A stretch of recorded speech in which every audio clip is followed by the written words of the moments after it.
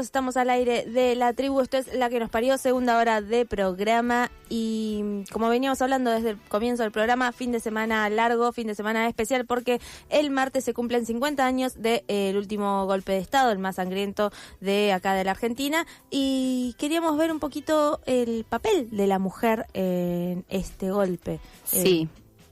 así es, en conmemoración de estos 50 años, en la previa, quise ver como los diferentes roles que en realidad que tenían que cumplir y a su vez roles, yo diría que todos los roles en general eran un poco impuestos, excepto los de las personas que quizás eran militantes por opción. Voy a ir como mencionando diferentes cosas que obviamente tienen diferentes grados de diría, gravedad en torno a los roles que cumplían las mujeres o a los que eran llevados, principalmente obviamente en este periodo de la dictadura. Fue un periodo súper conservador en donde se generó una cosa de que el rol de la mujer era el rol familiar, o sea, el de la familia tipo, la mujer tenía que estar en la casa, cuidar a los hijos, cuidar a su esposo y ser una mujer de bien. Obviamente esto en algunas esferas era así y había muchas familias en las que las mujeres ni siquiera se enteraban de lo que pasaba a nivel país. Después habían otras esferas que estaban más cercanas al mundo de la militancia o esferas en donde quizás el nivel socioeconómico era más bajo y por eso también eran afectados por esta dictadura y por la represión que existía en ese momento. Entonces diría que bueno, existía este tipo de mujer que tenía que vivir ese rol que era el impuesto a nivel sociedad, digámoslo, por este régimen. Después habían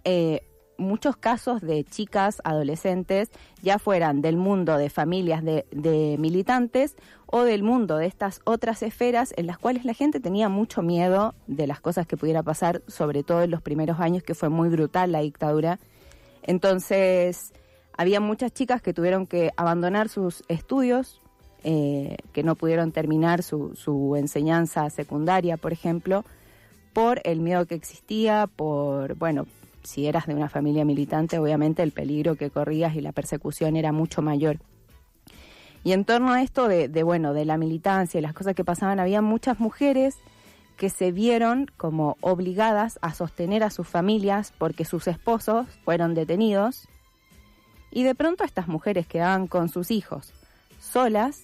en muchos casos con redes que se reducían a nada, porque obviamente también pasaba esto, que las familias tenían miedo y muchas veces no acompañaban a estas mujeres que quedaban solas. Entonces estas mujeres se acompañaban con otras mujeres que estaban en la misma condición y buscaban formas de poder sostenerse dentro de este contexto en donde ya era sumamente angustiante todo lo que vivían porque tenían a su esposo preso. En algunos casos sabían en dónde estaban, en otros casos ni siquiera sabían a dónde se habían llevado sus esposos y aún así tenían que con esa angustia seguir sosteniendo sus casas, a sus hijos, con muy poco apoyo, porque si sus familias no las apoyaban económicamente y eran, obviamente de familias que quizás no tenían un nivel socioeconómico muy alto, el empobrecimiento era veloz y fatal para estas familias, porque obviamente estas mujeres no podían salir a trabajar y si lo hacían, tenían que dejar a sus hijos solos o muchas veces con gente que ni siquiera conocían. Entonces, me parece importante como hablar de este rol de la mujer que a su vez quedó como, yo creo, bastante invisibilizado, como que no se habla mucho y en las políticas de reparación no están incluidas estas mujeres. O sea, en las políticas de reparación se le da una pensión a la persona que estuvo detenida y en el caso de que esta persona muera,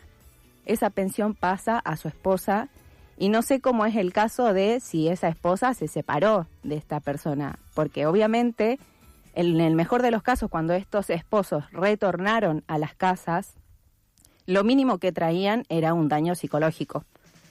Y muchas de estas mujeres tuvieron que seguir sosteniendo porque estos hombres por ahí ni siquiera tenían la capacidad de salir a buscar un laburo.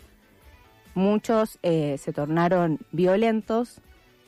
empezaron a tener situaciones de violencia intrafamiliar y bueno, muchos terminaron separándose, otros que no. Dependía también mucho de los niveles económicos que tuviesen, porque había gente que pudo irse exiliada, otra que no. Y bueno, me parece por eso importante, porque siento que es un rol que, bueno, si bien ellas no estuvieron detenidas, sí tuvieron que sostener de manera física y psicológica todo este proceso, en el cual no estaban involucradas directamente, pero a su vez eran castigadas también por ello. Claro, y además tener en cuenta, andás a ver por qué es que se llevaban al marido y después esto que vos decís, volver a salir a bancar, buscar trabajo, no solamente con lo difícil que sería para dejar a sus hijos, sino también si saben que a tu marido se lo llevaron, es como tampoco vas a tener esa confianza, ¿viste? Algo que la sociedad claro. mucho no solo apoyó, sino que también por miedo es como, no voy a meter adentro. Si tu marido es sindicalista y lo mataron o lo chuparon por el hecho de ser sindicalista, vos no ibas a meter en tu laburo a alguien sindicalista. Al día de hoy, cuando tenés algún pensamiento político y vas a un laburo, tus viejos te dicen, tené cuidado, no cuentes los pensamientos que tenés, porque por ahí... Entonces es como un miedo que siguió estando, que sigue estando en esa generación. Entonces imagínate en ese momento, o sea, no solamente no vas a conseguir laburo por ser mujer y con hijos, sino que menos por haber sido esposa de... Claro, sí, totalmente. Y después, bueno, muchas de estas mujeres, algunas tuvieron que empezar una militancia, quizás no del todo partidaria, pero bueno, era una militancia juntarte con otras mujeres para poder sostener y para poder hablar entre ellas, yo creo también como tener un espacio de contención con gente que eran las únicas personas que te podían entender en el fondo de lo que estabas viviendo. Después había mujeres que obviamente eran militantes y que fueron militantes quizás a partir del colegio, de la etapa universitaria, esto en general previo al momento del golpe. Muchas también se aproximaron a la política por algún familiar o por sus parejas. Y bueno, siempre cuando se habla de los dirigentes políticos de ese entonces, ya sea de las organizaciones armadas o de otras organizaciones, se mencionan obviamente a varones, cuando en estos espacios había muchas mujeres que cumplían roles súper importantes y que no solo estaban luchando contra la dictadura o contra un posible golpe, sino que también luchaban dentro de sus espacios de militancia, porque obviamente estos espacios eran recontra mil machistas y se las invisibilizaba también en cuanto a sus opiniones y sus capacidades. Entonces ahí creo que tenían las mujeres militantes partidarias una doble lucha y a su vez fueron las que se llevaron la peor parte, diría, en el momento de las detenciones, por ejemplo, porque acá pasó algo que cuando estuve viendo todo esto me recordó mucho a cuando hice la columna de Irán, cuando hablaba esto de cómo los regímenes empiezan a poner el cuerpo o a las mujeres en un estado y en un territorio que se convierte un territorio de castigo político o de botín de guerra. Como el ejemplo también. Sí. Y eso fue lo que pasó con las mujeres que fueron detenidas en este periodo de la dictadura. El cuerpo femenino se convirtió en un territorio de castigo político. Los registros muestran que aproximadamente el 30% de los detenidos eran mujeres y a ellas no solo se las castigaba por haber sido militantes, se las castigaba porque no cumplían con el rol que tenía que cumplir una mujer en ese momento. Porque no eran mujeres quizás que estaban cuidando su casa y a sus hijos, y por sobre todo porque eran subversivas y eran mujeres que se plantaban ante la autoridad, y eso para los milicos era lo peor. Entonces los castigos que recibieron las mujeres en este periodo fueron brutales, o sea, lo mínimo que había era violencia verbal hasta la violencia sexual que tuvieron que vivir, y donde también en muchos casos el castigo que recibían era también para castigar a través de ellas a sus parejas y a sus compañeros, que en la mayoría de los casos estaban detenidos también, porque generalmente caían en pareja como nunca caía, bueno, cayó la mujer de, y él no, siempre caían en conjunto cuando eran militantes. Entonces, creo que acá también hay un punto como importante, porque en este momento, cuando después, no sé, las que sobrevivieron a este cautiverio, cuando fue el juicio de las juntas en el año 85, ni siquiera se consideraba que la violencia sexual que habían ejercido sobre estas mujeres era tal, y muchas de ellas ni siquiera lo mencionaron en sus declaraciones por cuidar el honor de sus parejas, y porque tampoco existía un marco que las contuviera con respecto a esto. Y en ese momento, cuando se empezó a abrir y se empezó a hablar de esto, se consideraba como un delito de lesa humanidad,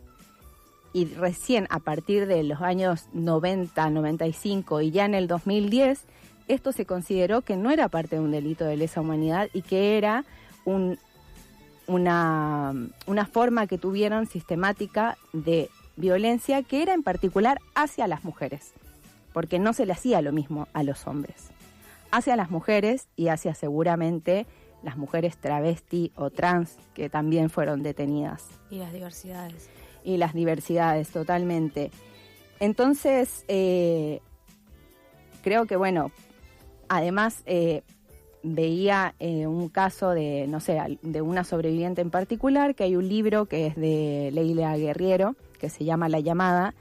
y es el caso de Silvina, a ver, no me quiero equivocar con el nombre, Silvia Labairú, y que, bueno, no les voy a hablar del caso de ella en particular, pero sí quiero mencionarla a ella porque eso, en el mejor de los casos de que lograbas sobrevivir a esto, si sobrevivías, había también, cuando salías de ahí, una visión del entorno y de tus compañeros militantes de que eras una traidora, o a los varones que eran traidores, porque ¿por qué mataron al otro y a ti no te mataron? Como, ¿por qué sobreviviste? Algo hiciste para sobrevivir. Claro. Entonces había como un juicio también de parte de los que habían sido tus compañeros. O sea, no vivía solo un juicio de, bueno, de la sociedad, de tu familia, de los opositores, sino que también desde tus círculos más cercanos. Y bueno, está este libro que lo recomiendo, que es de Leila Guerriero, que se llama La Llamada, y cuenta la historia en primera, o sea, lo escribe Leila, pero es la historia de Silvia Labairú, que bueno, cuenta toda como lo que ella vivió cuando estuvo en cautiverio en la ESMA. Sí, también hay una obra de teatro que nosotros entrevistamos la semana pasada, creo que no es de la misma el caso, la semana pasada, es el año pasado, que también es un hijo de una persona que estuvo presa y salió, una mujer, y cuentan cómo es las dudas y peleas y preguntas que tuvo el hijo para con ella durante un montón de tiempo, y eso lo representa en una obra de teatro. Pensaba también en no solo el ensañamiento para con el cuerpo de la mujer, como dijimos antes, de las diversidades, y esto que decís de los mismos compañeros después diciendo, bueno, saliste y por qué habrá salido, que además abajo de todo eso hay casos que se supieron de muchas chicas que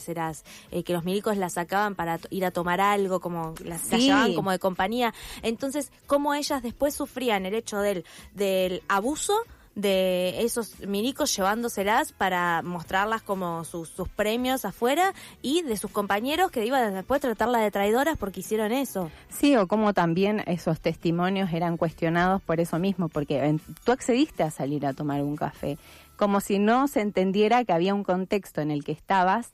Era como, hacía eso o me mataban. Claro. Como no era que yo tenía opciones y de decirle como, no, hoy no quiero salir a tomar un café. Ellos tenían el poder sobre estas personas y sobre todo sobre las mujeres, porque de repente, claro, eran tipo, incluso como casos medio en los que diría los milicos se convertían en los proxenetas de estas mujeres. Ellas y sus cuerpos eran parte del poder que ellos tenían. Entonces no era que había opción, y bueno, obviamente la reparación también, creo que seguro habrá muchos que siguen pensando que fueron traidoras, seguro habrá muchos que siguen pensando que, bueno, si ellas accedieron a ciertas cosas, como entonces no era tal la violencia que ejercían sobre ellas, porque siempre se va a cuestionar, cuando sean mujeres siempre se va a cuestionar algo. Y después, bueno, saliendo como un poco de esta parte que creo que es la más fea y violenta que recibieron las mujeres, están también las mujeres que se convirtieron en militantes por la pérdida de un familiar, ya sea hijo, hija, esposo, nieto, nieta. Y acá tenemos a las madres de Plaza de Mayo que se hicieron militantes un poco forzadas también por este régimen. Y ahí yo pensaba como en la contradicción, ¿viste? De que era un régimen que buscaba reprimir y oprimirte a lo mínimo como ser humano, y estas mujeres sacaron fuerza, no sé de dónde, para salir a las calles, para luchar. Muchas de ellas nunca habían tenido un acercamiento ni siquiera a la militancia política, y en este caso su militancia se convirtió como en un motor de vida, diría yo, porque... y no lo diría yo solamente, sino que se convirtió en un motor de vida, porque ellas no sé si pensaban tanto como, bueno, algo desde lo más de la política militante. Era la supervivencia, ¿viste? Era encontrar a sus hijos, a sus nietos que habían perdido y luchar básicamente por la aparición y la recuperación de estos niños. Y bueno, hay mujeres, madres y abuelas que siguen luchando por esto. Muchas se están yendo y creo que es importante seguir volviendo a mencionar, sobre todo, bueno, a las madres y a las abuelas, pero también a todas las mujeres que sobrevivieron y a todas las que se perdieron también en este recorrido de lo que fue la dictadura militar de acá de Argentina, que fue una de las más duras y crudas a todo nivel. Gracias por la columna, Valen. Me he quedado pensando en esto último porque sé que fue dura, cruda a todo nivel, pero también a veces pienso, ¿fue la única o fue la única que conseguimos juzgar a algunos y conseguimos visibilizar? Porque en toda Latinoamérica hubo dictaduras muy crueles y sigue habiendo. Y a veces creo que no se visibiliza lo suficiente. Entonces por eso está bueno tomarla como ejemplo, la que tuvimos en Argentina, de algo que no queremos que vuelva a pasar en ninguna parte del mundo directamente. ¿Te la pasás scrolleando y aún no nos seguís? ¡Seguinos! @laquenosparió en Instagram y como La que nos parió en Spotify. Las cosas buenas se repiten y se comparten.